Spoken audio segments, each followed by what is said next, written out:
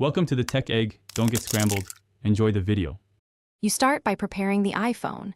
Plug it in if battery is low and update iOS so features work reliably. Once done, open Settings, tap Display and Brightness, then choose Always On. Make sure to enable lock screen access for Face ID and notifications so widgets and alerts show correctly. You are taking action now, don't delay on extras. This ensures the phone can display minimal information while conserving power, and it sets the permission framework needed for the next steps. Next, customize what stays visible.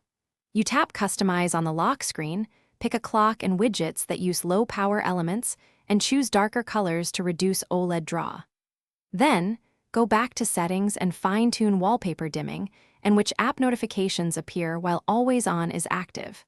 Make sure focus modes are linked to specific lock screens so the display shows only what you need. These choices balance utility versus battery. Lean toward minimal widgets to maximize runtime. Finish by testing. Lock the iPhone and tap the screen to confirm time, widgets, and notification previews appear as configured. If the display stays black or is overly dim, toggle Always On off and on, then restart the device.